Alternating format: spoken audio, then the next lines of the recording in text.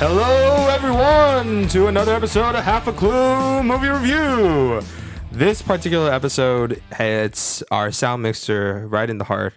What's called out of his request, we decided to do this, and much to the chagrin of one of our hosts, which we will not name, to not spoil the person's rating. We will be covering Jim Henson's, what some people call his Dark Puppet era. Both his films from Dark Crystal, which came out in 1982. And Labyrinth, which came out in 1986, and both were in some very instrumental in exploring the different creative abilities of Jim Henson and how far he could reach out besides his regular troupe of puppets. So, and it's what's called, and I gotta say, I haven't watched these films since I was a kid, and I rewatched it for the episode here, and I gotta say I was pleasantly surprised how much some of it held up and some of it didn't. But ultimately, my experience, I did enjoy watching both films. What is your experience with Jim Henson's work, and particularly Dark Crystal and Labyrinth? Like, have you guys watched this as a kid? And have you guys, and if you guys haven't, when you guys were first exposed to it? So for Dark Crystal and Labyrinth, I didn't watch either of them as a kid. They were too dark for me. I wasn't allowed to watch them.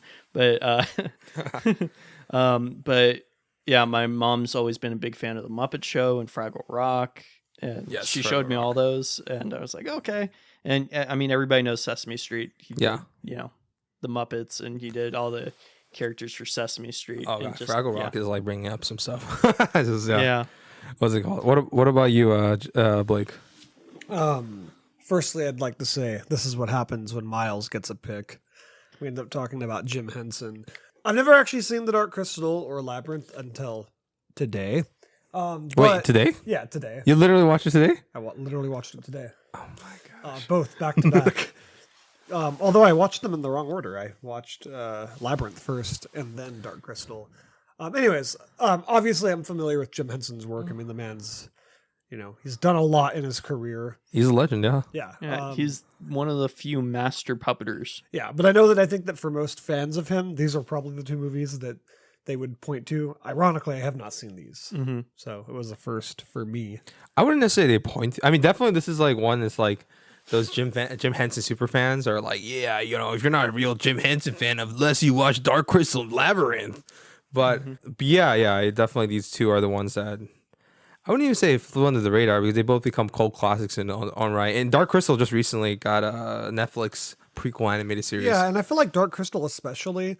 There's so much imagery of that I think like it's impossible to escape. Like I've never seen the movie, but I've seen the puppets and I've seen like shots of it in passing. It's just so popular. And even Labyrinth. I mean, like I think the David Bowie, like his whole costume and everything is pretty iconic. So these movies are kind of hard to escape even if you haven't seen them. So these, I don't know, in my opinion, I mean, I'm not a huge Jim Henson guy, but in my opinion, I just thought this was kind of his most prolific work. Yeah, honestly, I'm surprised that Labyrinth didn't get an X rating just for David Bowie's codpiece right there. You mean? Yeah. Oh yeah, the best part about Labyrinth is that David Bowie's giant cock is just sticking out for most of it through his very tight pants. Yeah, it's like this is probably his cock here and his performance in what's it called? The Prestige is probably up there, right? In terms of like two best David Bowie performances. His bulgy is just chilling out there the entire movie. Even if you don't like the movie, everybody can enjoy that. I remember that was like the big thing that stuck to me as a kid.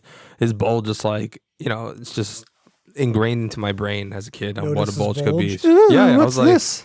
And I was like touching my own like bulge and like, can it ever be that big? God. I was like, well, other than that, let's move on from bulges. So the people that are criticizing us for joking too much are going to love this one. Oh, I know, right? So we won't mention the commentary, but we know your comment. Notice his bulge. Ooh, what's this?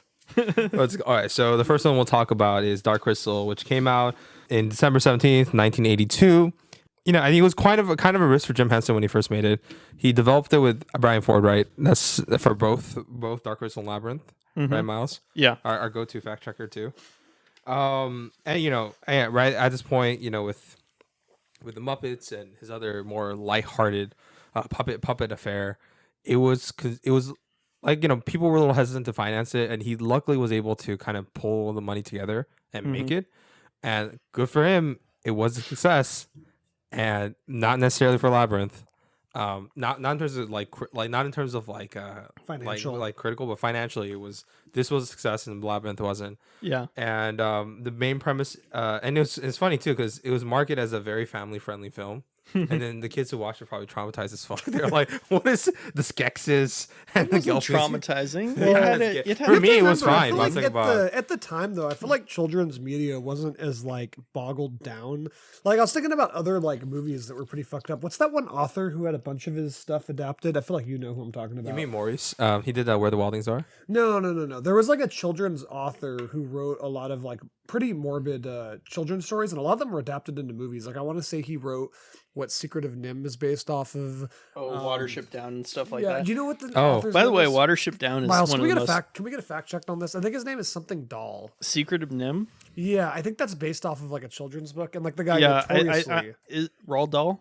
Roald Dahl. Yeah, Yeah. Did he write Secrets of Nim? Am I correct on that? No, he didn't. That's not. Also, Richard Watership Down was Richard Adams. Okay. Yeah. Point being, regardless of that, I just mean that I think at the time children's movies were allowed to be a little bit edgier. You know what I mean? The Secret of Nim, Roald Dahl. Okay, you were right, Blake. I It was right. Is it right? Secret of Nim is based on Roald Dahl.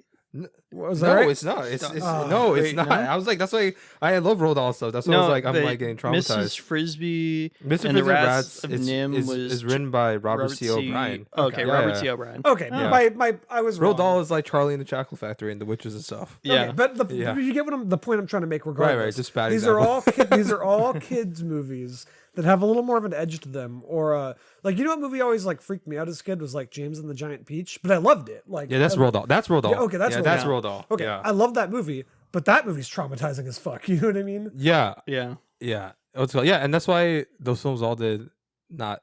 I mean, even though this film made twice the budget, it didn't make like anything close to like a Disney animated film of that era. Yeah, but it was inventive and creative, and that's all that matters. Yeah, no, I get that part. I'm saying like if I was like an executive guy, I probably wouldn't finance this. Fill up yourself. Yeah. Yeah, I would be like, nah. I'm just like, I understand this is cool, but if it's streaming, it doesn't matter now because you do whatever the fuck you want. Yeah. But then it's what's it called?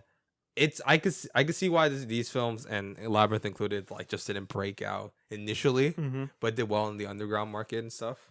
Well, and before when we were talking about our Wes Anderson episode, I mentioned that I'm a huge fan of what I call physical animation, which is anything that's not computer animation.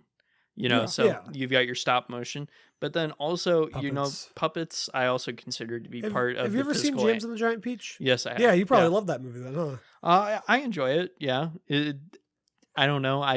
It never really clicked with me. Really? Because that's like it's a good motion movie. nightmare. But, yeah. Really quick side tangent, and I swear to God, we'll be back on track for the rest of the episode.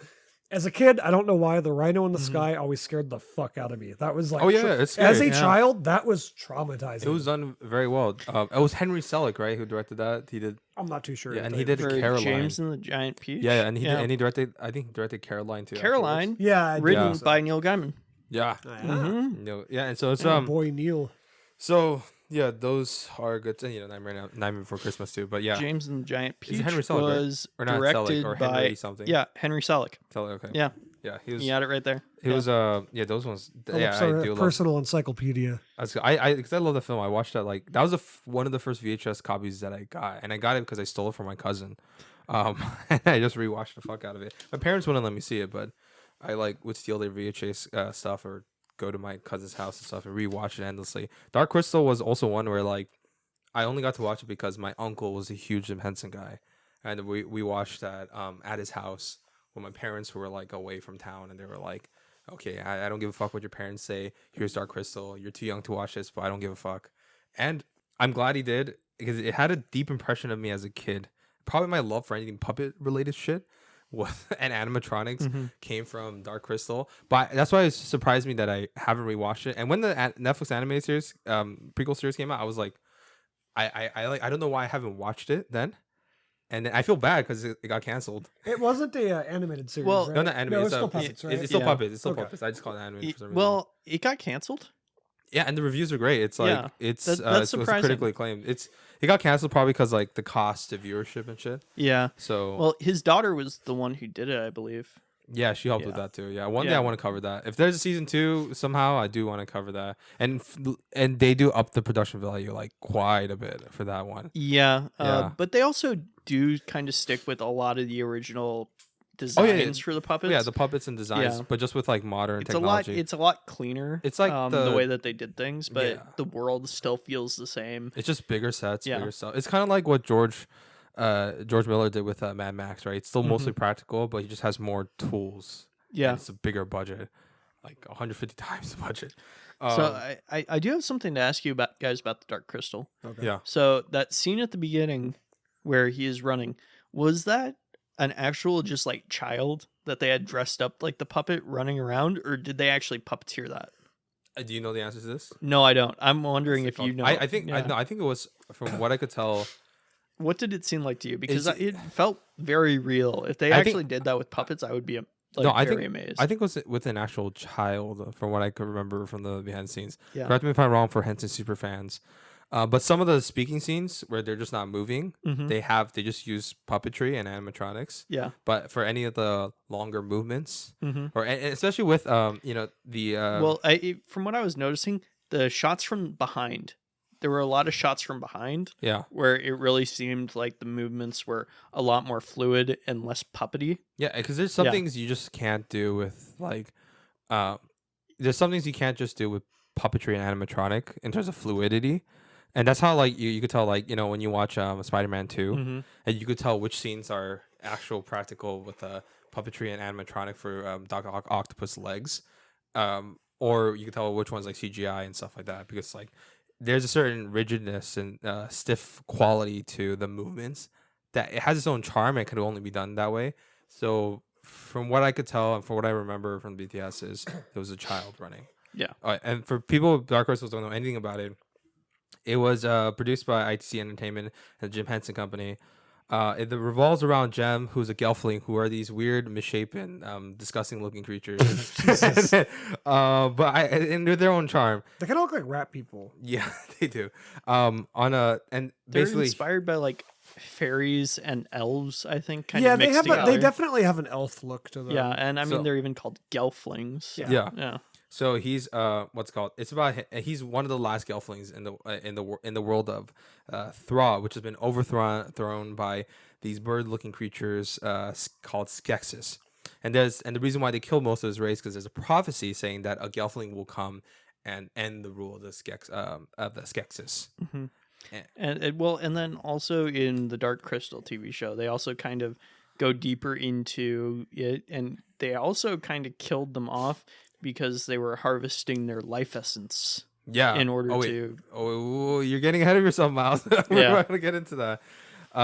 So overall, let's ask you guys, after you guys watching it for this podcast episode, and I guess Miles, for me, I watched it again. I already mentioned it.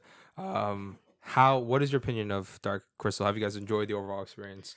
What do you guys think of his choice to make this a story through maybe puppetry instead of animated, or instead of like live action people? I guess I'll go first.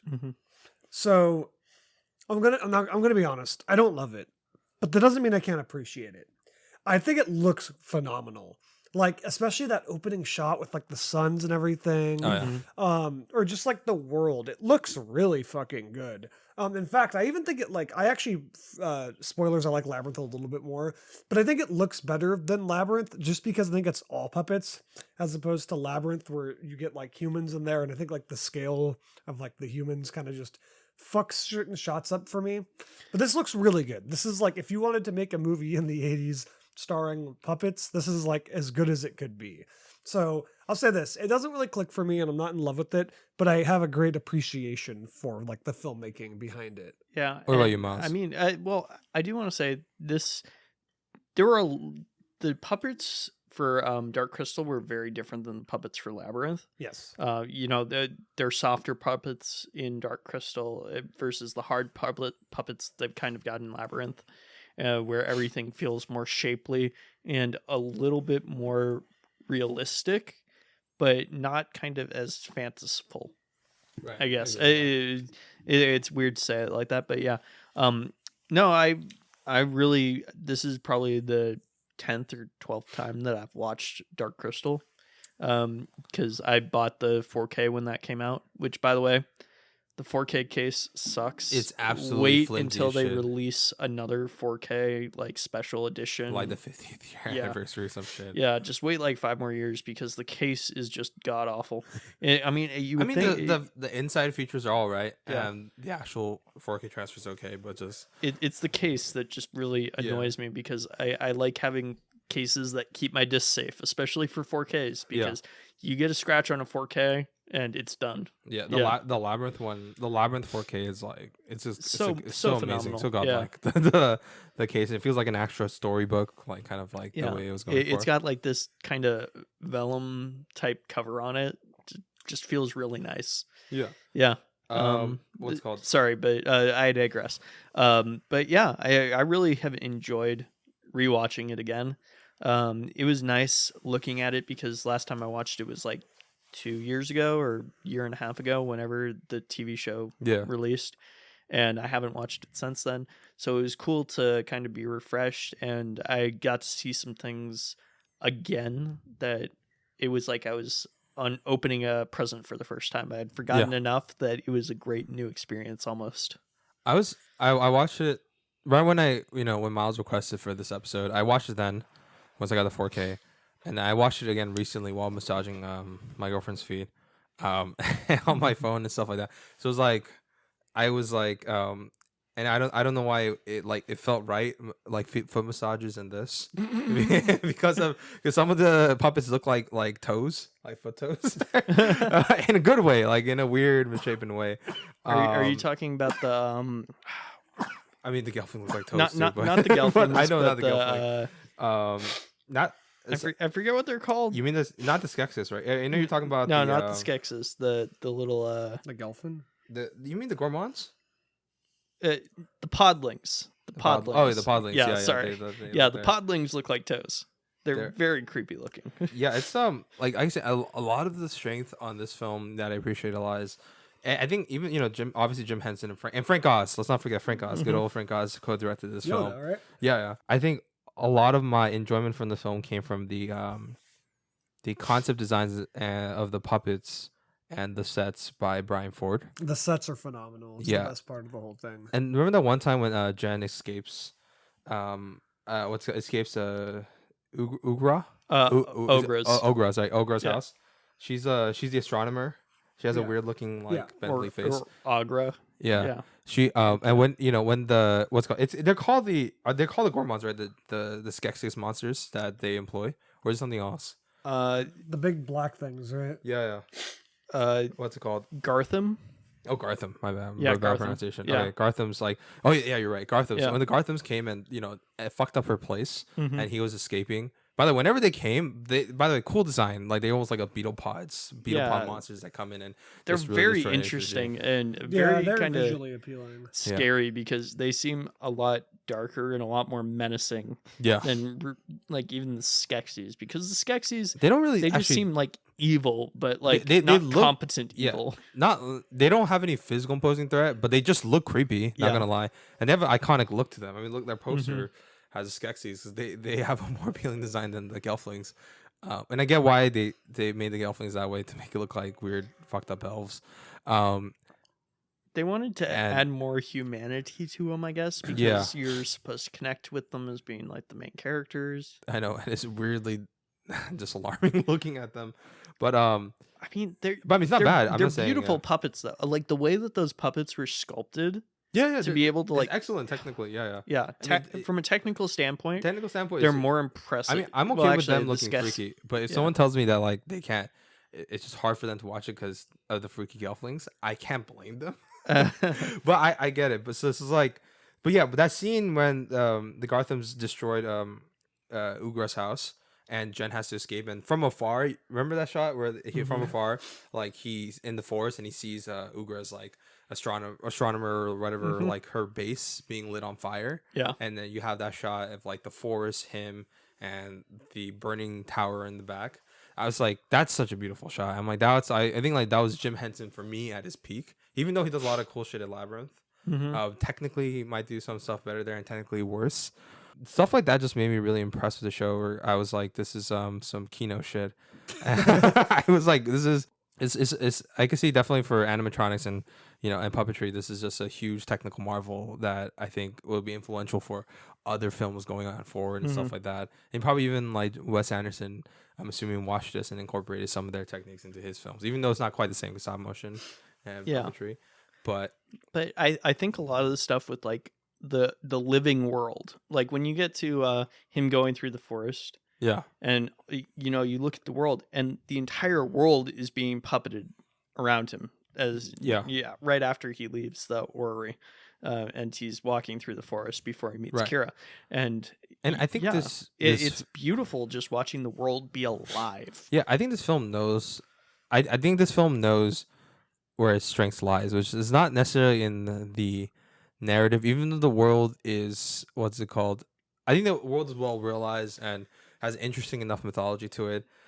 What's it called? But it's like its characters and actual narrative event that follows aren't the most revolutionary for any child fantasy or dark fantasy narrative. And I mean, they aren't even very upfront about what the narrative actually is.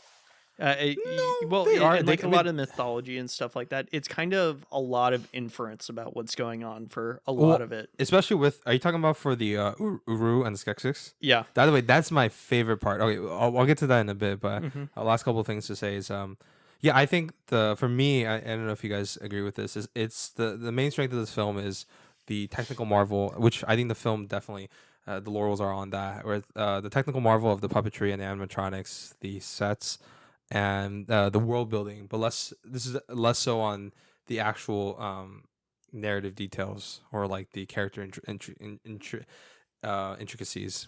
Do you guys agree with that? It's probably definitely more of a more atmosphere film. For sure. Yeah, it's more like like you said, the general storyline is kind of basic, which is fine. It's just a guy is prophesized to save something. That's most of the story.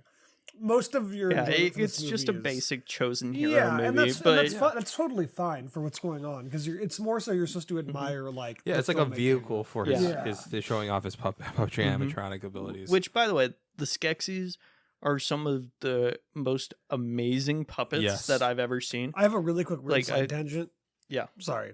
What are the evil puppets called? The Skeksis. No, not them though. They're like minions. We just talked about the Garthams. Yeah, the Garthams. They look like the evil robots from Jak 3 towards the end of the game. I don't know if you guys ever played Jak 3. Yes, I know what you're talking about. Yes, like these things. You know what I'm talking about? Yeah. Yeah. Did you ever play? You played Jak 3? I'm wondering. Right? I'm wondering if, because honestly, some of the designs very similar. Yeah, some of the designs of the Jak universe actually look similar to this movie. Yes, even the scene with like just the dark crystal. Or like that whole room. Oh yeah, you're right. It reminds me a lot of, in like the dark echo, light echo shit. Not just that, but like specifically, like the second to last mission in Jak 3, you're like on like a spaceship. Yeah. And you're trying to break out of it. Right. It looks very similar. Like I don't know. I just got a lot of specifically Jak 3. A lot of Jak 3 super vibes. underrated. Jak 3 ripping off Dark Crystal confirmed. I'm not even a huge video game guy, but I gotta say I fucking love the Jak trilogy. Naughty Dog, please stop making Last of Us games and go back to Jak. I do want to see more Jak games, not gonna lie. Yeah. If they announced a Jak 4, I would buy a PS5 on the spot. Don't they already have a Jak 4? No. They have Jak, what's it called? No, those don't count. Like Jak like X Racing or something. It's Jak X Combat Racing. Combat Racing. Fucking... And wasn't there one for the PSP or something? The Lost Frontier? But that's like a different studio. Yeah. And I've just heard that it's, not good. Yeah. Jak X Combat Racing was kind of fun though, I'm not gonna lie. I enjoyed it as a kid.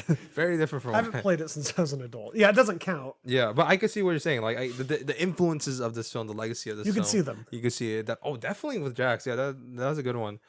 Thinking about it, wow, it's like I'm not gonna be able to play that game again. I feel like fucking buying that on PS4 and playing that now. So getting back, we lost Miles with all the Jax stuff. Sorry, Miles. Well, I want to talk about the eating. You never had a scene. PS2 as a kid. Yeah, the eating scene that the Skeksis had. Yes, like watching all their fingers move and them grab the fork and like. It's kind of grotesque. It's if anything, very I feel like grotesque, it's like him flexing his muscles on that film. It's like, oh, look at how intricate I could do at the point where they're eating. Because he probably had like 4 puppeteers on each Skeksis at that point. Like, I think it's it's like that scene was cool. Just like honestly, like even just them eating, it was just cool to watch to see like the puppetry shit. Mm-hmm. Like, this is a film where I really didn't give a fuck about the narrative. Like I usually that's the main important thing, right? But this is the one film where I didn't care about it as much, and I just wanted to see what cool puppetry shit they're gonna come up with in the scene after that, and the designs for Brian Ford and like what new creatures he could design. Whether it's like the Garthams, the Skeksis, the Gelflings not as much. They're cool, but like they're not my favorite characters. And then the little the small little like the slave Podlings. master, the podlings, just like it's a lot of cool shit. Even the Uru, which I think this is one of the only plot points that I really, really liked and that was really, really cool in the mystery is the Uru and the Skeksis, which was for those of you who don't know, the Uru are also referred to as the Mystics. Yeah, they're basically like they look like older versions of the Skeksis, and they kind of look like birds too. Yeah, they are. They essentially are. They look like the evil ones, the Skeksis. They kind of look like vultures. These look like almost dinosaurs. You know what I mean? Yeah. They got a very dinosaur kind of vibe. Like dinosaur birds. Yeah. It's like, and so when I think they're kind of creepy looking too. They are. So I think like when because we found out the plot twist is that due to a certain event in the past where it was actually the Uru and the Skeksis were split apart. They used to be called the Urxes. Yeah, the Urxes, right? Divine creatures, Urxes. They could like revive people, which is cool. Yeah, they kind of retconned in the TV show. Also, we'll get into Miles, do not say anything. Okay, I'm actually gonna watch the show very soon. Yeah, I don't want to know. I want to be angry on my own terms. What's it called? That was probably my favorite part of the narrative or whatever. When you find out, like the first time is like when I think they hit the I think it was the slave master, right? When Jen hits Jen or Kira, we find out there's another Gelfling called Kira, which was okay, but which they have this really cool dream scene together. I do love how that she flies. Yeah, he's like, how can you do that? He's like, well, because I'm a girl, of course, and you're a boy. Yeah, well, okay, whatever, but it's cool that they can fly. But yeah, when you remember the scene where he hits the slave Skeksis with like the shard on the hand. And then the Uru guy like says, "Oh, and notices like a cut on his hand. Yeah, at the same time. I was like, "Oh shit, that was cool." And then when it was the slave master that died, right? That guy fell into the pit. Yeah. When she breaks out from the thing. Yeah. And when he dies, and you see the Uru counterpart just disappears. Yeah. I was like, "Oh shit!" I was like, "That's kind of cool." I like how all of his other friends didn't even care. They're just like, "Oh." And like even at the beginning, they hint at that. When the king of the Skeksis dies or the emperor of the Skeksis, and then the wisest mystic dies. Yeah, but this was like a very direct, and I was like, okay, that's good setup. That's the one good. Well, I think that was also connected, right? Yeah, them both dying at the same time. Because they're the counterparts and stuff. But yeah, and I just thought that was cool, and I was like, oh, that was the one stuff. I honestly was kind of like wishing there was more of stuff like that in the film. But it's fine. Like it's Republic shit, and that's why I think the Age of Resistance I'm excited for. Apparently, all the complaints of how the narratives or how they make it more intricate. They go into more of the politics. They go more into the races and stuff like that. And apparently, it's a lot more depth to the characters. What I heard. Yeah, I think what's his name? Oh gosh, what's that kid's name from Kingsman? Edgerton. Do you guys know what I'm talking about? The guy who plays Eggsy. Yeah. And the Kingsman stuff. Yeah, I know what you're talking about. And then that cast has like.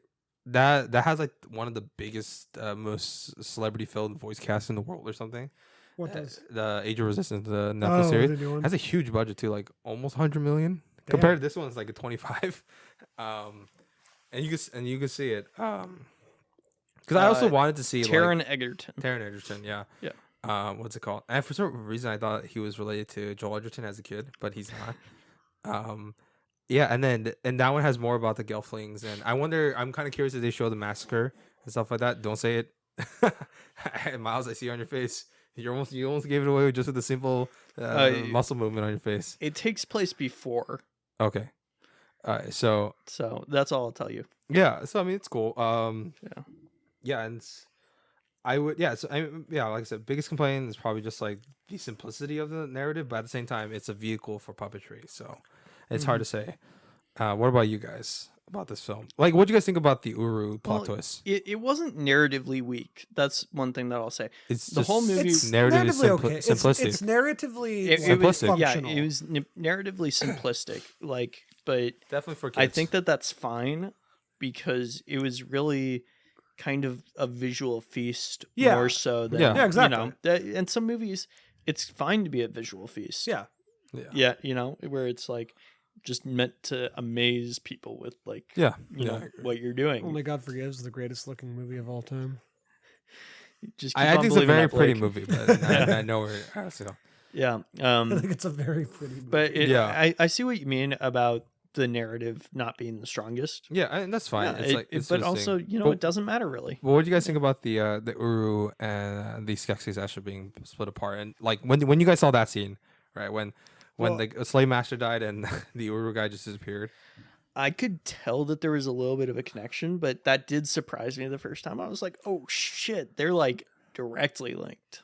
Yeah. I just thought it was cool. I wasn't like mind blown. Yeah, I thought it was just like It's a really cool story building detail for sure. and it's a cool World building. Sorry, I think it was made well too. And yeah, you're right. I like the fact that the friends were just like staring. And they don't even like really acknowledge it that much. They're kind of just like, okay. And the shot holds on for a while too, like them just staring, and they just walk. Yeah, it's cool. Who's your favorite character in the film? You know, for you guys. You know, that's hard. It's I would have to say it was the podling in the pot. Who's just taking a bath in the pot as it I have a stronger goes through. I have a stronger favorite character, but probably in Labyrinth Agra than I do in this. Yeah. Oh, I like Agra too. Actually, that's like would have been. I want to say I like Kira. I thought Kira was pretty dope. Yeah, Kira's cool. She could fly and shit.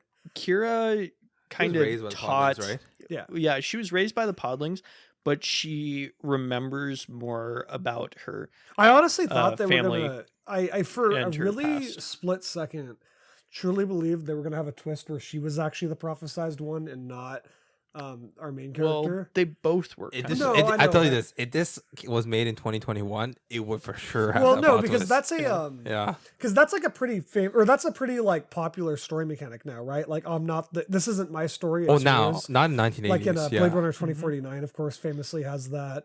Like this is your story, not mine. Yeah. Or, Yeah, well, and to an extent, but it was both of their stories Okay. really because he no, he it made didn't. No, it's still her story. Yeah. But for a second, I thought they were going to do a twist I where get that, yeah. she was the prophesized one and not him, which would have been interesting. Well, and I mean, Kira, she really helps teach Jan what it means to be, you know, what a Gelfling. Yeah, Yeah. She basically shows him, hey, this is what it means to be a Gelfling because she remembers more about that than he does. When the massacre happened, he was very, very young and doesn't really remember his parents or anything like that. He was raised by the mystics his whole life. Whereas Kira, she's kind of had a chance to know her parents and to know the whole society that the Gelflings lived in, and she helps to impart that information onto Jan. Yeah, and I think yeah, she is good. Like, what's in fantasy is what we call the informative character, right? The exposition character, but she the functions world building as character. more than just the exposition. Yeah, but at the same time, she has her own agency and stuff like Yeah. that. So it was cool. I did like her character. I don't know why. I think it's really just because I like the Gelfling designs to a certain extent, but it's just like when compared to the other designs of the other creatures, it was just like, oh, okay. What did you think of them compared to the Podlings? Podlings are dope. Actually, they're weird looking creatures, but I like the. They're all weird shape. looking. Well, okay. Creatures. After you watch the show, then we'll talk about this more. But there's reasons why there's such a drastic difference in a lot of the creature designs. Yeah. Yeah. To be fair, I feel like it's kind of unfair to compare it to something that came in this year. I don't know. I like to judge movies based on like what they were when they were made. Okay, for the 1980s, I mean, this was a technical marvel, right? Yeah, I think even now, absolutely. still Yeah. to this day, like it still looks fucking great. Yeah, Well, it looks and, the, I mean- the Dark Crystal. It looks good. Yeah, It's a good-looking Did movie. you guys ever watch the episode of Community, the puppet episode? Yes, I love Community. Yes, I know Yes. exactly I've what you're never fucking wa- talking I've about. watched a couple episodes. Well, Never been huge yeah, into the it. puppet episode Better than was Rick and also Morty. very Yeah, good. I just- But the one thing I like about that is they Even had though I a, like Rick and Morty. Go on. they had a great BTS for that episode of Yeah. Community, where they really went into depth and detail about how they pulled it all off, and it really helps to kind of show you like even this really simple what you really would think hard. was simple episode, super complex. you see how complex and amazing it actually is. Yeah, anything that revolves around like puppetry or stop motion, it's like a pretty intense process. That's So why I can't even imagine the amount of work that was put into this movie. Yeah, that's why I'm upset with Spider-Man: No Way Home. I know Alfred, because they didn't have stop motion puppetry. No, that's well, they didn't have puppetry. Yeah, when we do our Spider-Man episode, I'll show you guys the quarter crew video where they broke down the VFX. So Spider-Man 2 versus the No Way Home stuff. Is like Alfred Molina's like, for him, he liked it a lot better because he didn't have to use he could just do whatever he wants. I saw an Alfred Molina quote, and I don't know if it's real or not, that just said, "What's your favorite thing about this upcoming movie?" And he just said, "I'm just in it for the money." I don't know if that's a real quote, but if it is, that's hilarious. Well, that's hilarious. I haven't seen that from him, but Alfred Molina. But he was like, he was great in his one scene in Boogie Nights. Yes, let's go. But then in Spider-Man 2, right? They actually just used puppetry. Yeah. And like different things to operate all 4 of the legs, and they only really use CGI for any of the more complex movements and stuff like that. But that's why like there's certain shots with you just can't get with CGI, particularly with the bloom effects. For anybody who uses like Blender, Cinema 4D, or any of, I know Weta's making their visual effects program like available soon because they were bought by Unity. Hopefully that company doesn't go down the drain. Is that there's certain like bloom effects or lights or how sharp the lights hit on CGI 3D models that you just can't get. They're getting better with it now. A lot better. There's different like color profiles or whatever you call them, and light profiles that allow for you to do that a lot better. Right, because you get more depth of field. Yeah, but there's still what's it called, and it's getting very very close to where like usually because like in most you won't be able to tell unless you're looking for it. But there's still that It's like it's called like a light fuzz or light haze that VFX artists use that you only get with like what's on set items, right? Where the light actually hits and interacts with the objects. And they're not doing that for No Way Home, and you kind of tell. Which I mean, that's unfortunate. It's become. This is one of the things that I know I harp on me hating on Marvel way too much. But I feel like they really, really just are pumping these out so quickly that if they've got something that's more complex than, tossing a basketball into a hoop, and even then they're just going to use CGI to do it because it's cheaper and quicker. Not necessarily cheaper. It's just because it's easier for them to get it exactly how they want it. You guys ever watch The Founder? Yeah. What, are you talking about the Michael Keaton? The Michael Keaton, yes. Did you ever watch The Founder?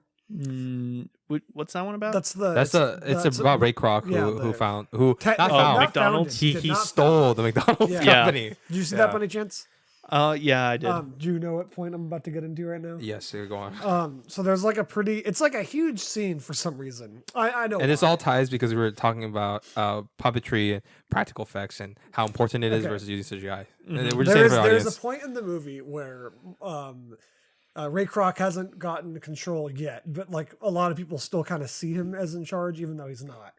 A lot of the people that he's gotten to be like franchise owners, they want to switch to this ice cream that instead of being real ice cream with real milk and real dairy, they want this like mix where you just like put it in a glass of cold water, you mix it, and boom, you have ice cream. Ray Kroc's like, hey, that makes a lot more money. So he goes to the people that are actually in charge, and he's like, let's do this. And they're like, no, that's taking away the integrity of this company. And the people he goes to are the McDonald brothers. Yeah. And then basically, because that's like one of the catalysts of him fucking them over and switching to that because it's cheaper and it makes them more money, but they're losing the quality.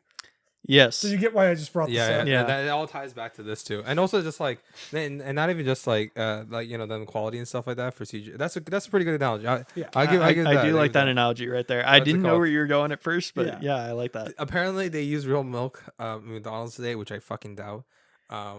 When their ice cream machines work. Yeah. There's a reason for that, but that's for another day. Yeah. What's it called? But with puppetry, besides even the costs and stuff like that, it requires a lot more planning, right? Yeah. Pricing and less improv.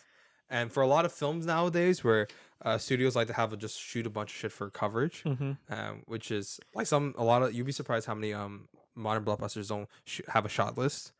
And they just come with a certain 3 or 4 setups. and they shoot, and they just find it in the editing bay. Yeah, and I think that's a lot of what happens with why the CGI is the way that it is.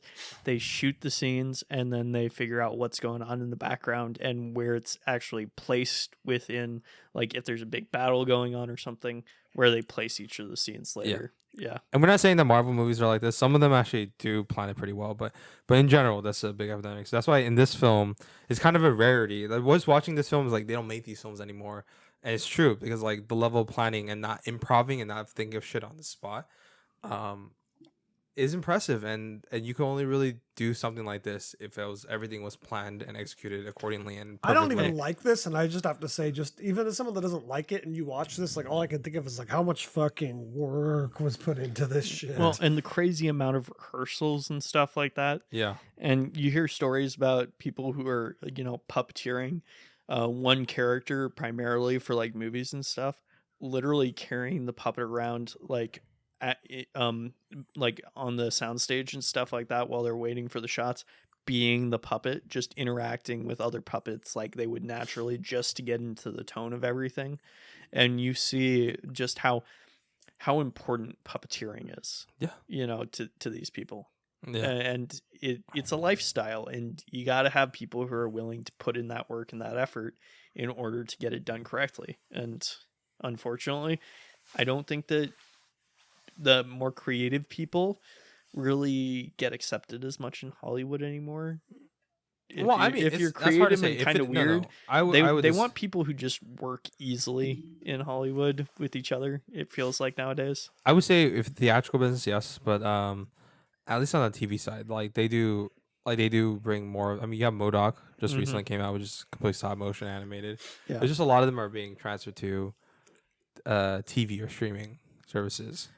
I feel like TV, if it's something that's not going to be an immediate success, it kind of ends up going to TV because they can go with a lower production value at first on it. There's nothing wrong with that. Yeah. I feel like there's a lot of niche stuff on TV that works better on TV. I think it depends because, even if you do, because of film production, unless you're Netflix, and we're not even just Netflix, it's probably more HBO actually. But House of Gucci should have been a stop motion animated miniseries. Yeah, I agree with that. House of Gucci should have been a fundamentally different because screenplay. Even let's just say you go per. I know people are saying, oh, the MCU TV series like Loki was $200 million, but when you think about the average TV show, what's it called? But then also, how much more content do you get for that $200 million? Because that's 10 episodes for a season. Well, yeah. I'm gonna get into that. But if you just compare that to an MCU movie, right? Let's say Shang-Chi was like $200 million, right? Yeah. You get a lot more money per minute on a theatrical production than necessarily a TV production. Right, because in terms of what shots are, how much money you could put into each visual effects, or how much money you could put into each segment or pieces, but then thank God the Dark Crystal Age of Resistance kind of was the opposite of that, but that's very rare. But for the most times, by having it just kind of completely transition to TV, sometimes it's cool because some narratives like Better Call Saul, Succession, we're talking about. Benefit from that serialized television or streaming services, and they probably find an audience there, but it's the quality per minute of how it looks, not necessarily writing quality, does go down. And I would like to see a theatrical puppet movie one day, not the fucking Melissa McCarthy bullshit. The Happy Time Murders, remember that shit? I never watched it. But you know what I'm talking about, right? I know what you're talking about, yeah. That one's shit. I've heard some people really like the Muppet movie, right? The Jason Segel was involved. That one's really good. Yeah. I've heard a lot of nothing but good things about that. But that one's not the Muppets Most Wanted. Jason Segel? How do I say it? I think it's Jason.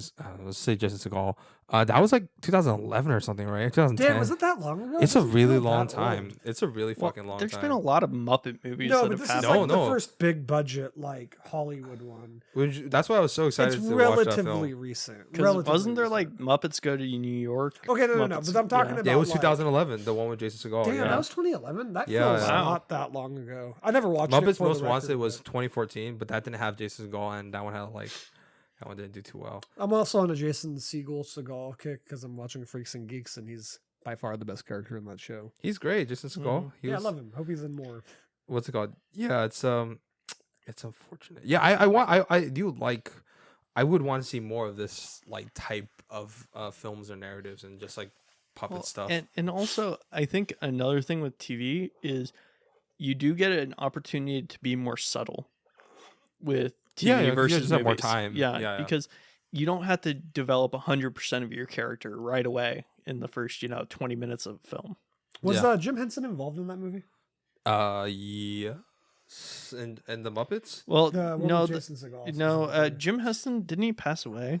No, never mind. He passed away before the movie, I think. Yeah. Oh, really? Let's see. He passed away. Jim Henson 1990. Died. Yeah, he so there's no way he could have been involved because he was When did he die? But 1990. But Dude, the Henson I thought he was Company still alive for some reason. So the Jim Henson Company was involved in that, I believe. Yeah. All right, let's go. So let's wrap this up on Dark Crystal and move on to Labyrinth. But all right, so we're gonna give ratings at the very end. But overall, I guess is there any last points you guys want to hit about it? Any favorite characters? You mentioned Kira. For You sure. mentioned Argra. That's also one of my things. But for me, I'm surprised nobody's mentioned this. Fizzgig. Okay. Come on, Fizzgig. The Kira's pet with the huge teeth in the mouth. Yeah. Honestly, dude, kind of annoyed me. I love Fizzgig. Maybe I'm just a monster, but Fizzgig kind of annoyed dude, me. I was sad when he died. Dude, when he was just thrown into the fire pit, I was like, fuck. This is dark.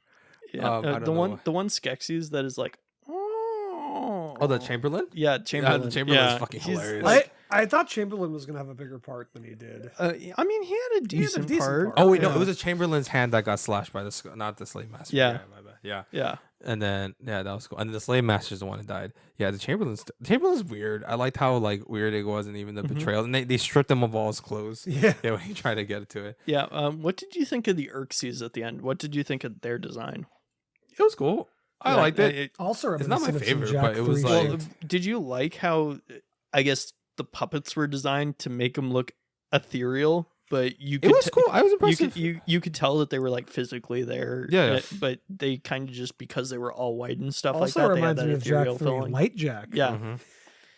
Yeah. Naughty Dog, you got some answers to answer. What's it called? No, I liked it. I thought it was cool. Once again, like I was not as impressed with some of this. I was expecting more, I guess. But I thought it was good for what it is. It's good for the effect that it had with the ethereal. Like, it conveyed the ethereal, godlike nature of this. Who they fucking revived Kira at the end, so they're very supernatural in that sense. They were fine. They were cool. Actually, no, not fine. They were good. They're really good. Yeah. It's just like compared with the other amazing puppetry. Even the ones. Remember, Kira and Jen were riding on these creatures. The Striders. The Striders, the Striders, and the Striders fought with the Garthams. Which I thought were gonna fly, by the way. Yeah. That would have been cool. But probably budget. It's like the budget stopped them from flying. Well, I love the shot where you've got the crab things. What are they called again? The Garthams. The Garthams. Sorry, my mind blanks sometimes. I'm bad with names and things. But yeah, where the Garthams are pulling back all the podlings that they had captured to the castle. Yeah. And you see in the background, just far off, the two Striders, and one with Kira on it and one with Jan on it. Yeah. And the sky. What did you think of the sky background that they kind of CGI'd in? I thought it looked good. I thought it was fine. I thought it was good for what it was. Yeah. Because, I mean, you could tell that it was like green screen for the time with like, it wasn't as CGI bad as this film. superimposed. Yeah. The comping in this film, the visual comping in this film wasn't as bad as it was in Labyrinth. Okay, there was only really one really bad point in Labyrinth, but I enjoy that scene so much, and we're going to talk about that scene because I think just overall, this movie just does look a lot better than Labyrinth. In some parts, I agree in the sense that like some of the worlds and stuff. I don't like even that. like this movie, and I think it looks better than Labyrinth. All right, what's it called? Wait, let's move on to Labyrinth. Should we do ratings first? No, we do ratings at the end. Remember? Yeah. And then why I see which one. What's it called? Okay. And why so? All right. So now the next one we're talking about is Labyrinth. What's it called? AKA the David Bowie cock movie. Exactly. Solely directed by Jim Henson this time, with the screenplay by Terry Jones, and with uncredited writers are Jim Henson, Laura Phillips, Elaine May, and George Lucas. George Lucas actually helped on this film. He was on the set too, quite a bit. Yeah, and then the concept was actually he was assisted by David Fruit again. So Labyrinth is a 1986 musical fantasy film, solo directed by Jim Henson this time, but it's kind of interesting. He got financing from Lucasfilms and then the screenplay is also written by Terry Jones, uncredited rights from Jim Henson, Laura Phillips, Elaine May, and George Lucas. And it's crazy that George Lucas has such a big hand into this, and he really appreciated Jim Henson's Who's work. George Lucas? Let's go. Oh, for people who don't know who He's George the Lucas guy who is, did Peter Pan. he's the indie artist who He made directed Attack of the Clones. That's his big yes. movie. He's an indie artist who created films such as THX, and also the small little Graffiti. film, American Graffiti, and a small little film called Star Wars. You might not know of it, and now he's just chilling in the Skywalker Ranch. This movie also stars David Bowie's cock. Yes. Sorry, I'm going to bring that up a lot. What's it called? And this film, It's very prominent in the movie, so it's understandable. It might as well say it stars starring. It stars Jennifer Connelly as 16-year-old Sarah, and David Bowie as the legendary and infamous Goblin King Jareth. Who is, made this film super memeable with his giant bulge, as you could hear from them talking about it all the time during the last 15 minutes of the film, particularly, which is also very visually inventive, I think, in its own weird way. I think that he just decided to stuff a sock in there, and when Jim Henson was like, "Hey, that's a little bit traumatizing for the kids," he was like, "I don't care, I'm David Bowie." I think he just has a big chunk. It's some of his other stuff too. He's got a big dingus. It's like him and what's his name, Justin Theroux. They both have big dinguses. Yeah. What's it called, Justin? Have you guys seen Leftovers by any chance? This is a weird side tangent. I watched the I've opening been told scene to last watch it night, multiple times. coincidentally. Yeah. There's a scene of him running without underwear. But he has running shorts, but he obviously is not wearing underwear. So you see unintentionally his ding dong flop. And every season after that, because the creator Damon Lindelof noticed, they have a penis joke where there's a thing where they touch someone's inspecting his legs for any weapons that he might have, and they touch his penis. No, God bless you, sir. The third season, in order to get into a compound, it could only be entered by people with big cocks. So he lays down his cock. I'm serious. It makes a flop noise. It all makes sense in the series. He enters the fucking series. So this is all relevant to his big cock. David Bowie. Okay, yeah. See, I was gonna talk about the potato goes in the front joke. So for any of you who have ever heard that, but look it up if you haven't. So besides, so the film when it came out around the same budget, it's $25 million budget, but it flopped at the box office. Unlike Star Crystal, only made half his budget, 12.9, but it's become a cult film and it's done extremely well on home media market, which is also a sad thing that has died. The home media market. I mean, it's very niche. Yeah. There's Miles and me. Only people like me. and you, yeah. Only people like us that still buy. Well, Philip and I buy the 4Ks, but we haven't convinced Blake to get onto the 4K revolution yet. I would consider myself to be a pretty advent collector. I mean, I get a lot of Criterions. Yeah, but you mostly get the Blu-rays and stuff, but you don't really search out the 4Ks as much. I just don't have a 4K player. Yeah, I would still just buy it to invest. Yeah, get on that grind. I will say this: I'm probably going to buy the 2001 4K just because it looks fucking the best release out there. I don't know. I'm weird. I honestly just like collecting movies that I like. Like, for example, I don't even think I'm gonna upgrade my Clockwork Orange Blu-ray just because I feel like the one I have, the 4K, the one I have is super fucking cool. Okay. Have you seen my Clockwork Orange Blu-ray? No. It's got a book inside of it and shit. Yeah, I know. Yeah, so does the 4K. I'll show you the 4K that I got for Clockwork Orange. It's beautiful also, and it looks fantastic. The point is, only weirdos like us collect home media anymore. So and what sucks about this is not even just because of boohoo physical media stuff, hipster shit, but it's more the home media market was there so that it allowed films like these to prosper and grow. Right? If they wouldn't do well here, they would do well on home media, and people will be more encouraged to make films like these. Well, and now that's kind of transitioned over to Netflix and other streaming services. Not as much though, because let's just say this: it's the amount of money you would get for selling your stuff on streaming. Let's just say you flop The Last Duel, it flops. It's not no streaming service is gonna pay that much money for streaming rights for The Last Duel, right? But with the home media market, you have the potential. An infinite potential to to grow and buy. Not anymore though. Yeah. Well, I think that would be kind of cool if there was a streaming service where it was kind of one where you do get a percentage every time that somebody views your material and things like that, where you can release movies like that onto an actual streaming platform that people are subscribed to. That would work if the streaming services make money. Sorry, really quick side tangent. How many days of the year do we have left? We have like 20 something. Someone do the math. 24. It's 24. Yeah. We have 24 days left of the year. 26. We have 26 days left of this There's year. not 32 days in a Oh month. no, you're right. 24. No, 31. No, 24 plus 6 is 30. So 20, 25. No, it'll be 25. It's 25 we have days. 25 days left of this year. I don't even care about 4Ks, although I will get into them eventually. But I'm just saying this. Nicholas Winding Refn, in like January, you said drive 4K this year. You have 25 days left. Yep. It's not gonna happen. It's just not gonna happen. I mean, I would buy Drive 4K. If it came out on the 31st, that would be really funny. It would, because like on top of that, no, like, it's not even announced yet. It hasn't even gotten to the presses. It would have been popping up in like the sites and stuff. I would. Yeah, because there's and then not Miles. Because like Blu-ray.com and stuff like that, they keep track of like what's being pressed. No, I know. I just want to bitch because it makes sense that Blake doesn't care about 4K because he's also like when he watches a movie, he doesn't go through the IMAX or Dolby, even if it's there. He doesn't care about quality. He doesn't have good eyes. You know what I mean? Well, I'm kind of sad about Titan. I looked at the Titan Blu-ray, and apparently the press that they're using for it, it's only going to be 1-layer Blu-ray.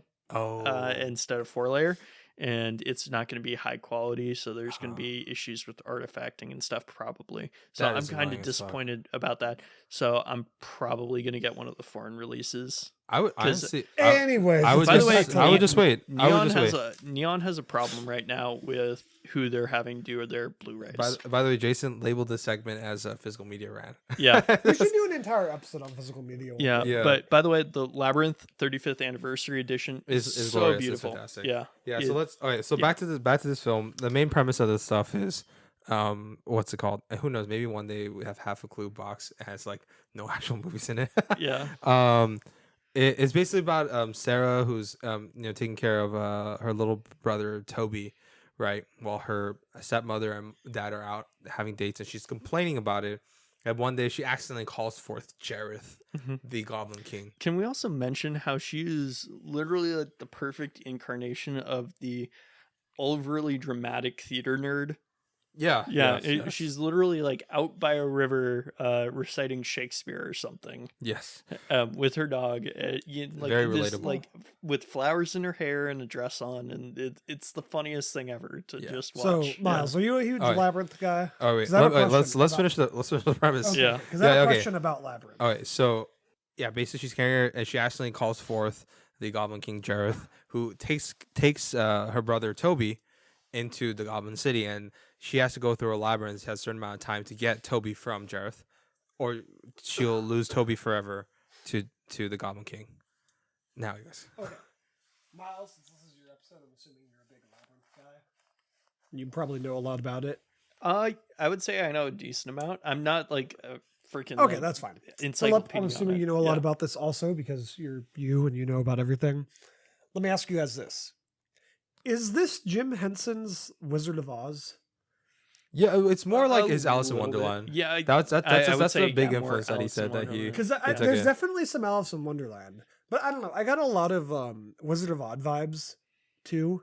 Kind of. I think it was more Alice in Wonderland. I mean, you had things with and specifically and also it's very MC Escher inspired, I guess you could say. Well, I mean, you guys heard about the legal constantly changing and stuff like that. Yeah, you guys heard about the legal disputes he had with Morris. Do you guys know Morris Sendak, right? No, he's the one who made Where the Wildlings Are. Okay. Oh, okay. Yeah. So he had a big legal dispute with him because when he was making this stuff, like some of the designs, especially with the furrier goblins. If you guys could tell, like some of the designs and also like his storytelling beats and stuff, and he had to actually change some of his script because of the legal dispute. And if you guys would look at the film, somewhere in the credits or in the beginning, where he actually credits Morris Sendak. Yeah. Okay. Because that's how much he heavily borrowed it from it. So yeah, there's in terms of influences, it would be like some Wizard of Oz in there, but probably more. Well, I mean, he himself says like Alice in Wonderland, like the child entering a fantasy world. and where the wild things are, same thing with that kid going into that area. And this is within that realm of storytelling, where if a child enters a fantasy realm, where for them it's reality, right? And the audience is left with the purgatory, whether it's not. And this is another time when he kind of modernizes high fantasy, I guess you could say, a little bit. He kind of takes a spin on the whole high fantasy concept, because you've got goblins in this one, and you've got the evil Goblin King, and who is not a goblin. I mean, I guess it depends how you define goblin. It's very and then the last one, it was elves, and then you have your evil dark creatures, drawing a lot on inspirations from things such as like Lord of the Rings a little bit. I would say that it draws inspiration in terms of like types of characters that are in there. But yeah, no, he's just done an amazing job working on these movies. Labyrinth was hilarious at certain parts and somewhat cringy at other parts, but yeah. I'm more of a Pan's Labyrinth kind of guy. Would this be considered high or low fantasy? Because low fantasy means it's like fantasy elements that take place in a world similar to ours. And high fantasy is a world that is analogous to ours, but not set in actual Earth at all. Yeah, so I'm not really sure, because I think this feels more like high fantasy than low fantasy. They do just go to that world, right? Yeah, so it's technically not part of the. And I mean, same thing with definitely Dark Crystal. Dark Crystal is high fantasy because it's not set on a modern world at all and stuff like that. But I feel like this. I mean, in this, I'd call it high fantasy. I would say that this is more inspired by high fantasy. Well, no, I think this. Yeah. I mean, she walks basically into another fucking world. Yeah. Oh no, high fantasy and low fantasy nothing to do with like the amount of fantasy elements. Yeah. But just like about like. Well, it's kind of the type of fantasy elements, though. Yeah. No, it's more about like main difference is low fantasy is like Harry Potter's considered low fantasy. Yeah. Yeah. Where it's just like it's a modern world, but then with fantasy elements. And this one because technically it is a modern world, and her fantasy element is like that. I think like some people say Peter Pan is a low fantasy apparently. Mm-hmm. And this way, this is kind of in that sense, but actually it doesn't really matter. But so what do you guys think of the film overall? You know what I mean? It's a good film. I mean, it's probably my favorite of the two films, but it's hard to say sometimes. Spoiler alert! We're supposed to say that for the end, Miles. Oh, well, I'm not saying where I rate them, but it's a good movie. I really think that Jennifer Connelly does a great job acting as Sarah.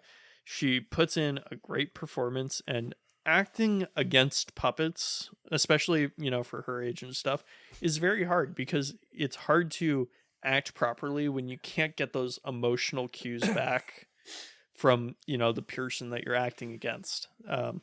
So she's able to do that very effectively, especially like in the scenes with Hoggle. And dude, I love Hoggle. Yeah, the Hoggle was hilarious, and it was.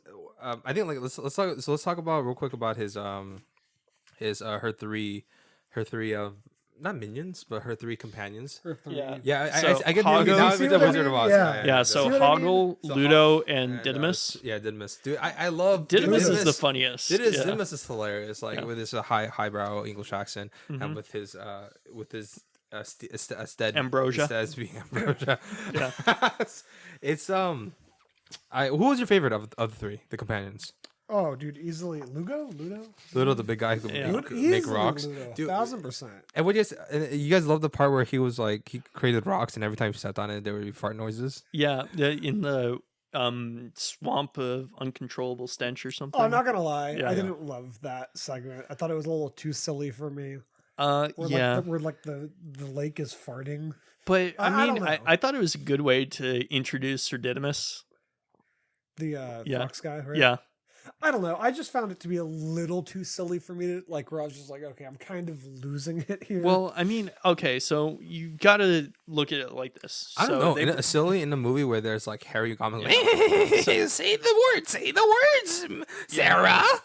So they brought in Terry Jones to help write this, and so do you know where Terry Jones is famous from? No, Blake. No, I have no idea. Like, what? Are you kidding me? That's very disappointing. You're fucking joking. Really? Okay, just tell me. Do you know who directed Life of Brian? Is that him? Or Monty Python from and the the Monty Holy Grail? Python trilogy. Yeah. Yeah. So both the Terrys, so Terry Gilliam and Terry Jones, directed those two movies. Yes. They co-directed them together. They did a fantastic job on those movies. Terry Gilliam went on to do a lot of very artsy, weird stuff. Terry Jones became a solid actor in his own right. I'm more familiar with Terry Gilliam. Yes. Personally. So, Terry Jones. I'm disappointed in you, Blake. Terry We had Jones- this conversation when we Philip, right before we talked about a according Zack to Snyder you- episode. According to you, we've had a conversation about everything. Because I talk about a lot of stuff and you guys don't remember. Well, okay, so Terry Jones was brought in to improve the comedy. That's for great. this Or David movie. Bowie would walk out. Yeah. So they brought him in and they were like, okay, help us write this, make it funny. And I think that it was a great thing that they brought him in.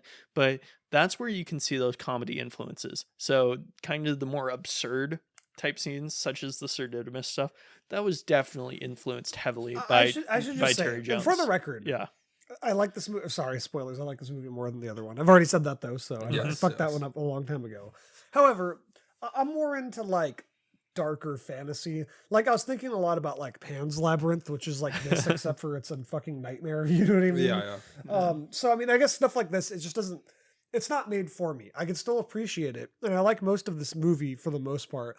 I don't know why the fart river just really like was too much for me. But I loved it. Yeah. I mean, for me, it's like it would bother me in a more serious film, but this film I they know, already I know, established I how know. ridiculous it is. Where it's literally like goblins waiting, and it's like, I'll say the words, say the words, say the words. Yeah, Yeah. and you have Hoggle just going around with like a little like pesticide sprayer spraying pixies. Yeah. Oh, I love that part. Yeah, he's Yeah. killing these pixies and stuff like that. And he's counting them. Counting those like 58. And then oh my god, the stupid scene where like, oh, there's openings there, but you just don't know. You're not looking. Mm-hmm. And then The worm.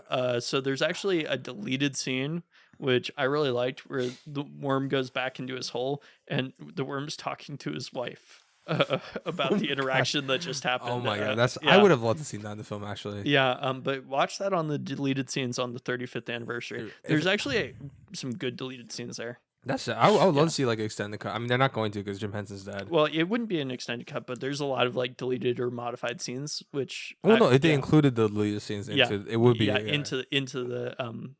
into the extras at least though. Yeah. What's it called? It's yeah, I even think like this. It's such a weird concept to begin with. Because like I think Brian Ford, Frood? Ford or Ford, It's Frood. Frood. Yeah. He said the reason why the concept of this movie, him and Jensen said that it came about because he saw a baby surrounded by goblins.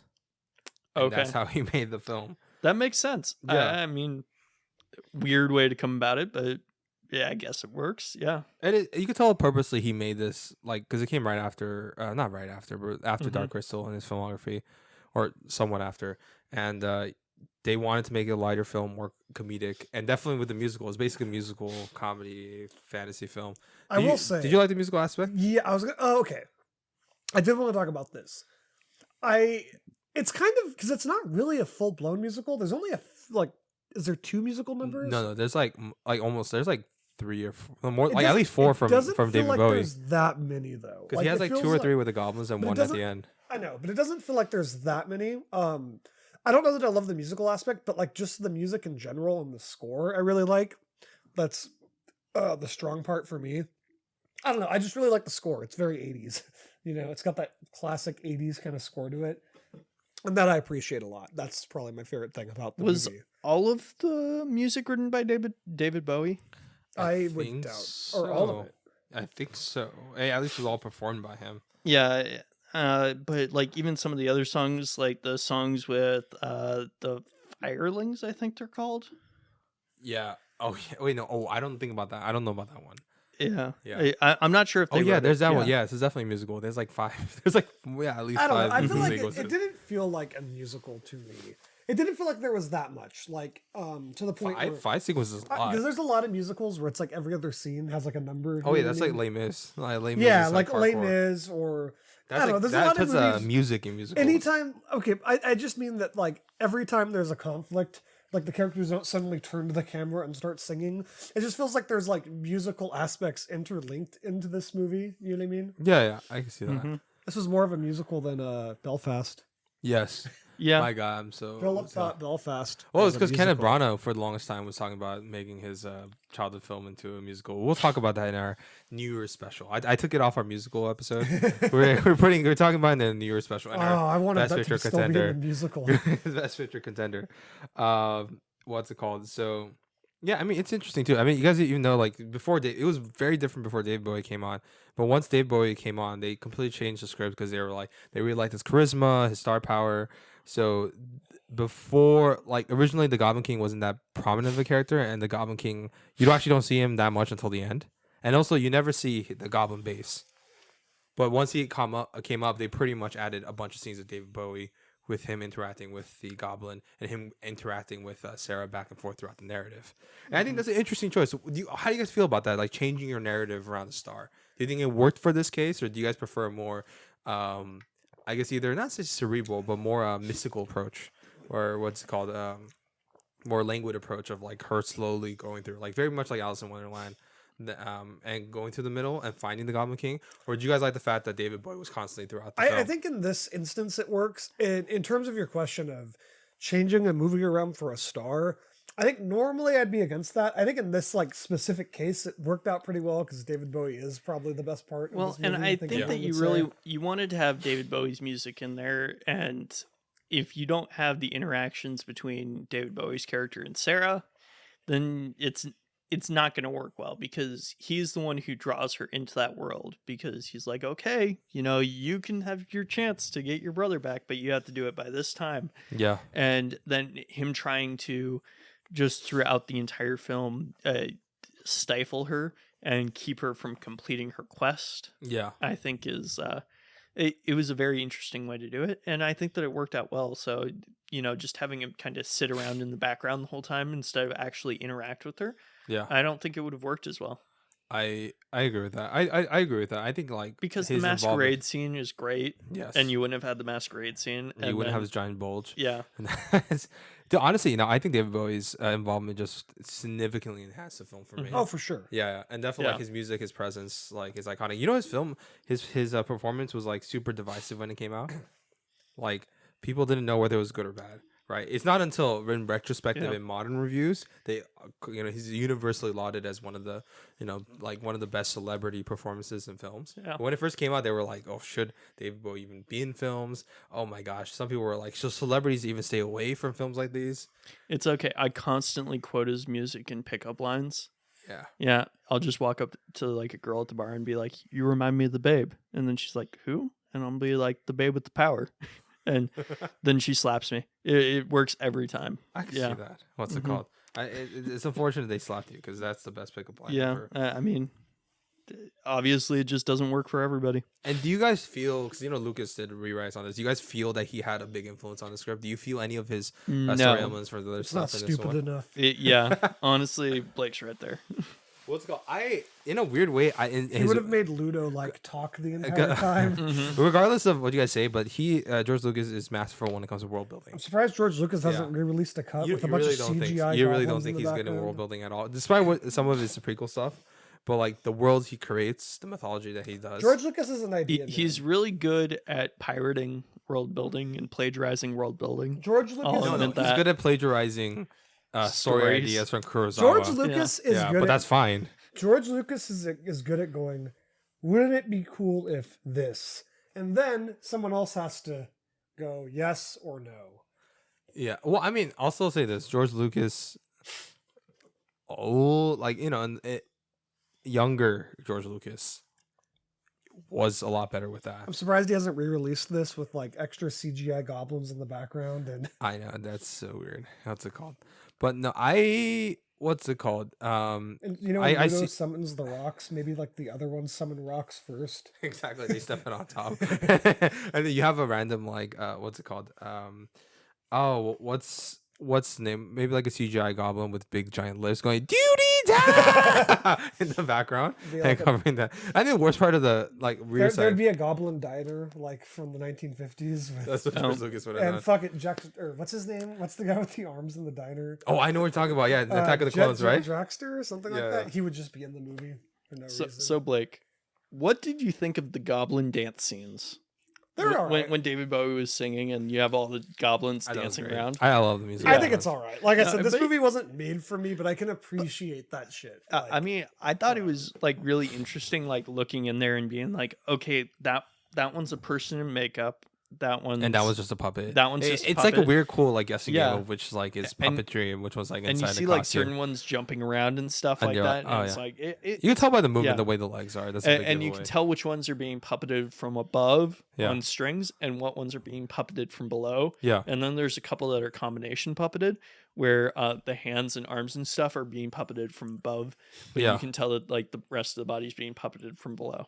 What do you guys think about the characters? And we already talked about we were talking about favorite characters and stuff like that. And I actually think in terms of character arcs, Hoggle has a pretty decent arc for a kid fantasy. It's serviceable. Like like what's it called? A slimy, like I said, he's a slimy, deceitful character at the end who redeems himself with love and care for Sarah. What do you guys think about Sarah's arc? Do you guys think it was satisfying enough for this narrative from being a spoiled what's it called, unappreciative teenager to somebody who is fully embracing the love of her family and becoming more assertive? I don't think that it's I don't think it's as profound. I don't think that it's necessarily that she's spoiled. And really at the end, I kind of saw it as just I feel like she feels like that's a better word, immature. She feels like she's not really part of the family anymore, and she feels like she's just from reading all of her books and stuff, she feels like she's Cinderella basically in her new family. And Prince Charming is if the baby had disappeared, would the parents have like forgotten about it, or would they have just been like, where the fuck's the baby? They never revealed that. She would have gone to jail. That was bothering the whole movie. That was bothering me. I was like, if she doesn't come back with the baby, like how are they going to explain that? It was all in her dream anyways. Apparently not, according to the spinoff. Disney owns it now. Disney owns it. I hate that. I hate that so much. I think Disney owns it, because they own. Is it a dream? It's like kind of open ended, right?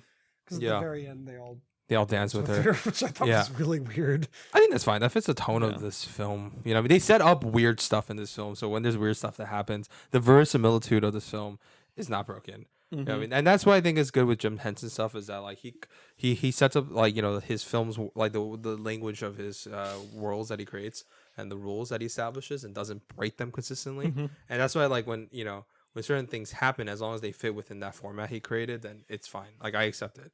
Them coming at the end, that's fine. That they accepted. He set up the tone. He set up the weird, ridiculous stuff. He sets the fact that Owl's change into David Bowie every once in a while. Yeah, I mean, the character arc was serviceable. The characters was very serviceable. I like the side characters way more than Sarah. But some of the visual sequences were pretty cool. Like when she ate the peach, and she had the hallucinatory scenes where she went into like the crystal balls, and she saw David Bowie dancing, and she had to leave. Or the very final sequence where David Bowie's giant bulge is singing to her, and she's trying to she's fighting against the bulge and stairs to find her brother Tony. That scene of her it was. Labyrinth. I actually think it's fantastic. I think visually in some ways, it's maybe because like they just perfected the craft a little bit more. That in terms of like the elaborate nature of the sets have improved upon Dark Crystal, but there's one scene that is absolutely atrocious. Not because I hate the scene. I actually like the scene. Miles knows it. But the visual comping is so fucking bad, especially 1980s visual comps. Where visual comps, for people don't know, is like they have to visually compose a character onto a scene with visual effects. Sometimes they use green screen to take that character out and put it into another scene. Or they replace the background with another pre-imposed image. But it's the scene with the fire goblins. Where she's singing. I like that scene so much because I like the scene, but you gotta admit that visual comping is so fucking horrible. It's to the point where they have an extra staticky black layer on all of them, and you could just be like, there was a few scenes where it looked really flat to me too. It's because I don't know what happened. I think in the production wise, like it's not even about the 35 or 70 millimeter. It just has to do with I don't know. I think like either they were rushed on time or the budget. Or they just couldn't because of the human elements and the puppet elements. Like the Dark Crystal has more texture, if that makes sense. You know what I mean by that? Well, they had less, or they had better visual comp in the stuff, right? So it didn't look so out of place. There were a lot of scenes in Labyrinth to me that were it felt a little more basic in terms of shot composition as well. I don't know. I think I found Dark Crystal to be the better looking movie. I enjoyed Labyrinth more, but there was beyond just like what you're talking about, just the general like shot composition. There were moments where I just felt like it was a little like less inspired. I agree with that. I think overall Dark Crystal is a more better consistent, visually consistent film.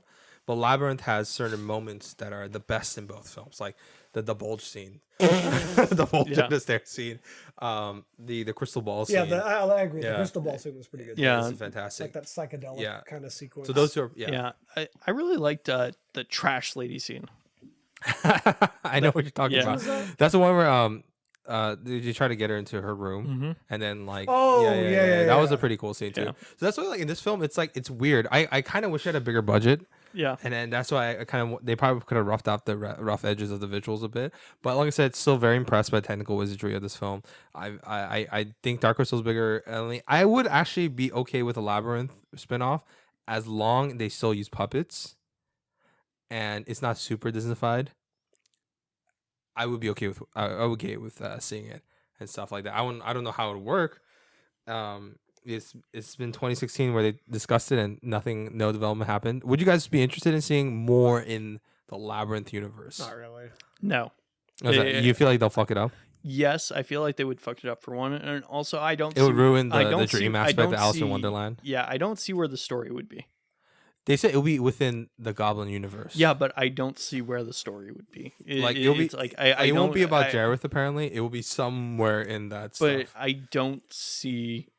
I mean, I'd rather see more Dark Crystal shit. Yes. Yeah, personally, because I feel like that has more stuff to explore. So, I want to go on to a rant once you're done talking about this. All right. No, I'm pretty much done. Like I said, as much of the stuff like my positives are the visual designs, except okay, well, I'll get into my positives. My positives are David Bowie, Jim Henson's what's it called, masterful, and his company masterful use of puppetry in the film. The side characters, Hoggle, Linda, Ludo, and Didymus. Those three were huge standouts. They made me laugh every time. And they offered different little layers to the film. And if anything, the characters here were more memorable in Dark Crystal, even though I really love Dark Crystal. Yeah, because I feel like the characters in this movie were benefited by Terry Jones. Well, so a lot of the stuff, like the main characters that you have in Dark Crystal, kind of started to fall into that uncanny valley where they looked almost too human.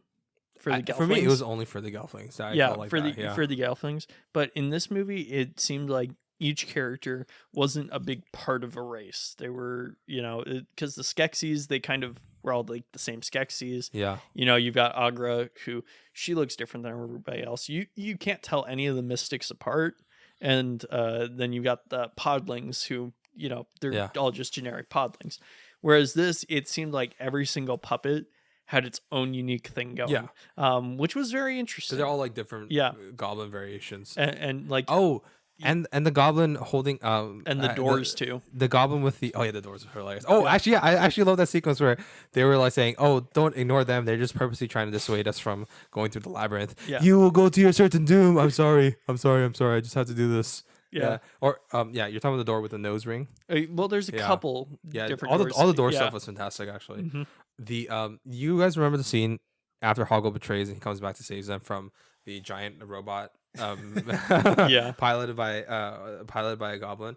I thought that part was actually pretty impressive. I was like, oh wow, that was done surprisingly well. It was hilarious. It was hilarious in its own weird way. Okay, but like that's pretty much it. So like the puppetry, the visuals, Jim Henson's direction, Terry Jones' work on the side characters and the humor and stuff like that. And I know for Blake it didn't necessarily work, but it usually doesn't work for me. But they clearly established that it has a certain type of whimsical and farcical tone to it that Terry Jones is known for. So that worked, and that kind of makes the characters have a little more color to them than Dark Crystal. But the negatives, like I don't think the world is fleshed out enough, but not super memorable compared to other stuff. And Alice, like even compared to Alice in Wonderland, it's harder. That's like top of notch stuff. And also Alice in Wonderland was just 2D animated, so they could just put more things into it. Yeah, but I mean, also this is kind of a musical. Yeah. In musicals, they don't tend to. No, you can't. That's not fair. That's not fair. Musicals, you can. Okay, but I mean, I fleshing out the world kind of. You mean you would require a bigger budget? The music and stuff like that. Yeah, no, I think it's done. I think it's done enough. I'm just saying it's not up to like top tier quality. Yeah, I think. Don't get me wrong. It's I do love this film. enjoyable experience. Though. Yeah, and that's all that I care about whenever I see. Yeah, you know. And other negatives are the visual comping we're talking about. Yeah, and it's like and then some of the cinematography, and also the I mean overall it's good, but some shots, and I think the characters with Sarah was serviceable at best.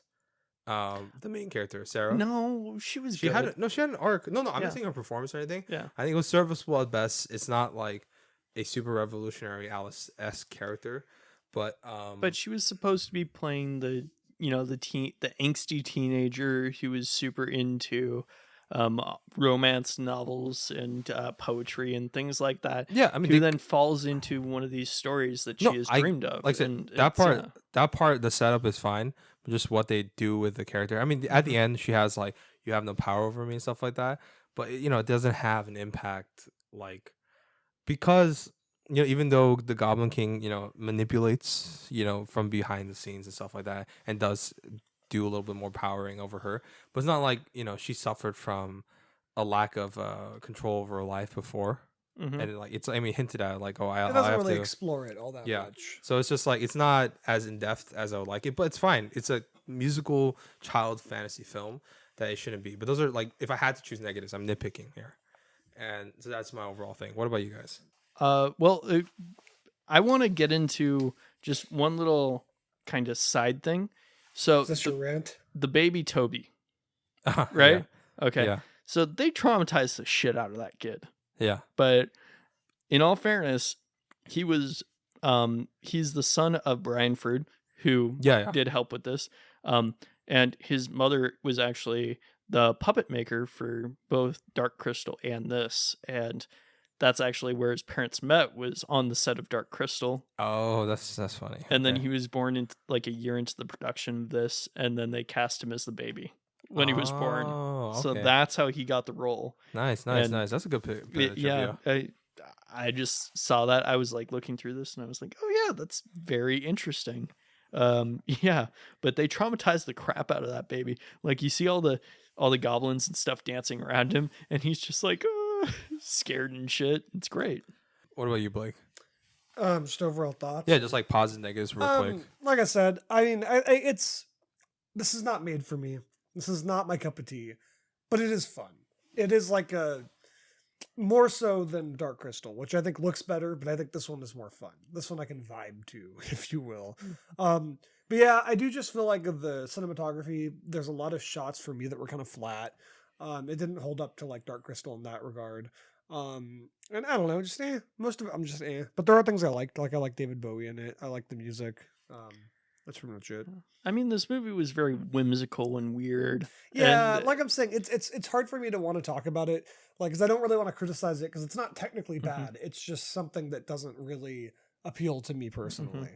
Well, and like there was like, I don't know, I enjoyed like the little tile guys who would lift up the tile that she marked. That was so funny. It was like, there's a lot of cool little segments like that. I think the things I liked the most about it weren't actually the main characters. Or the side characters. It was kind of like the weird little side characters that happened. Yeah, like, I think they're the stars of the show. Yeah, like the Fireys. I mean, they're like, what, in like 2.5 minutes, and they're singing one song, and they're like, yeah, give us your head. Give us your head. We want to play, toss the body parts around to each other. It's great. I remember that. And then you got the hands.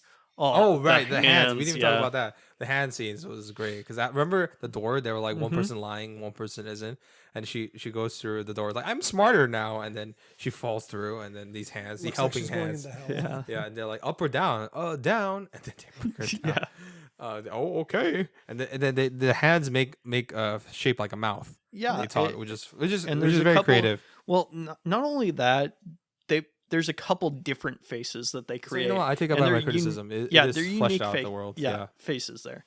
I mean, it's set in a labyrinth, so yeah. And look at how much media has kind of parodied Labyrinth. Yes, I think I can see that. probably one of the ones that I've seen that I thought was the funniest was when American Dad parodied Labyrinth. I think like season 15. I haven't seen that one. Yeah. No, it's pretty funny, but yeah, it gets parodied a lot in media. Yes, and it's kind of gained a cult classic status, I would say. No, it didn't kind of. It did. Both of these films are huge cult classics, for sure. Okay, so let's get into, to wrap this up, let's get into the final ratings and what you guys prefer between the two. I mean, you guys already fucking spoiled it. You guys. But all right, let's start off with Blake. You sure? Yes. You guys are gonna hate me. So let's go ratings each. Just go ratings because we already gave our opinions. So just go ratings. Dry Dark ratings. Crystal. I'm sorry, guys. It is a good movie. This is hard for me to rate because, like I said, see, there's objective and subjective. You got to factor both in. There, I know, and that's why it's this hard. Because on one end, this just isn't for me. This is something that I personally does not appeal to me. On the other end, it is incredibly well made. So it's like this clash. So I'm going to invent a rating here for myself. I don't care what you say. My rating is, I would not bitch and complain if someone put this on at a friend's house. Okay, so this is streaming. Okay, perfect. Yeah, no, it's streaming with ads. It's streaming with ads. Okay. Yeah, Dark Crystal. I mean, is there another place that it could go other than in the museum? Oh, I mean, okay. no. Just when you look at the marvel that it is in terms of physical animation and puppetry and making a world feel alive through animating, basically physically animating the entire world to feel alive and feel real. Just beautifully done. And Jim Henson is an amazing puppeteer. Yeah. And it was great to see him take something that wasn't, just a kid's show, I guess, and make something a little bit darker, a little bit more with more girth to it. Okay. For me, Dark Crystal, I agree with that. My actual numerical rating, though, if I were just being very objective, narrative and technical sides completing, is probably like a 7 out of 10, right? But my rating is in the museum because I think amongst the dark fantasy child genre, it's one of the best, and also in terms of puppetry and animatronics, it will be referenced to time and time again, and the legacy does go on. So that's my rating for also the effect on films going forward and media going forward. And I mean, that's one of the major things about being in the museum. Is this a movie that we're going to remember in 20 years? And or in the influence, right? Yeah. So let's go Labyrinth real quick. What about you, Blake? Once again, it's just not for me, but I would rate it. The other one was streaming with ads, or my inventive rating, which is if I was at a friend's house and someone only for put me it to kill on. it. So it's streaming. If I was at someone's house and they put it on, I wouldn't complain. This one, I'd say just a step above, So streaming premium? I don't want to say premium. There's got to be an in-between because I like it more, but... I'm sorry. It's a hard cold. Don't be a pussy ass bitch. You gotta streaming with ads. Okay, streaming with ads. Okay. Man, I hate to be this guy, but I'm gonna put it in the museum, just like Dark Crystal. I love this movie also. I think that they did some amazing creative things with this movie. You get to see a lot of weird, interesting stuff. Yeah, I agree. And more kind of creative puppetry. It seems like they kind of just went all out on some of the experimental stuff in terms of what the puppets were doing. Yeah. Especially when you talk about the thing with the hands. Yeah. That is so creative right there because hand puppets have been a thing forever. Right. But literally taking all those hands into a shot and making the mouths and faces. And that part's just I do like that. Because you've got to have 4 or 5 people all working in sync. Yeah. Just amazing. Yeah. For me, like I said, numerical rating is probably the same as Dark Crystal because some things I think better, but some things are worse, official comp. But my rating for this Half a Clue podcast, I can't put it quite on the museum because I think Dark Crystal already took that spot of revolutionizing puppetry and animatronics. I would put it one step below or on the shelf. But that's a really good rating, Miles. It's a really good rating. Okay, I understand. Yeah. You would keep it on your shelf. Yes, and it's fantastic. I love it. I really do. And reminder, when we say it's on the shelf, it means it's something that we would put on our shelf at home. And we'd be very proud. Yeah. So it's cool. I mean, I actually do have it on my shelf. Same. It's their anniversary. I've got both of them on my shelf on my Oh, top but in shelf. terms of 4K releases, Dark Crystal is Ship Bucket, and Labyrinth is in the museum. In terms of like the casing, yes, the casing, not the actual films. Yeah, because the remaster that they did for Dark Crystal is actually pretty damn good. Like in terms of the 4K transfer quality. Yeah, but the casing is weird. Yeah, honestly, if you do it, just order an extra 4K case. Yeah. And then just swap it in. Or find like a 4K that you don't like that's just in one of the standard cases and do a sleeve swap. Yeah. Yeah. All right. So that kind of over. Okay, so hey, you know what? I'm not even going to ask about what you guys would prefer. You guys already kind of said it. So yeah, for me, it's Dark Crystal. Yeah. Though I love Dark. I would watch Labyrinth more, but I prefer Dark Crystal because it's more consistent. But yeah, that's about it. But okay, so thank you guys for another episode of Have a Clue movie review. You're not welcome. What's it called? It's just a personal one for Miles. What's it called? When does Blake get an episode? We did Nicholas Winding Refn. When does Blake get another episode? When you start recommending episodes. We're gonna and look at the podcast content schedule and actually reply to Discord. And we did House of Gucci for you. Oh yeah, too. That's the whole point. And you didn't even watch half the fucking movie. Yeah, we did the last duel at House of Gucci for Blake, and he didn't even watch the last every single episode of Lost, an hour each. Oh, you know what? Honestly, we will do it if they come with the Lost revival, which we know is going to happen soon. Didn't they come out with another show that was basically a Lost knockoff? You mean There've been Alcatraz? Like 15, dude. What? Alcatraz from the producers. There Lost? have been like 15 Lost ripoffs. No, like there was like a comedy about people. You're talking about Turbulence. Oh. But there was or Turbulence. There's like a show. Okay. No, there was. We will save this talk for later. When are we gonna cover Flash Forward? What's it called? We will. Anybody knows what that cover is? this forward. Thank you guys. Have a good day. Merry Christmas. Okay. Bye-bye. Bye. Bye.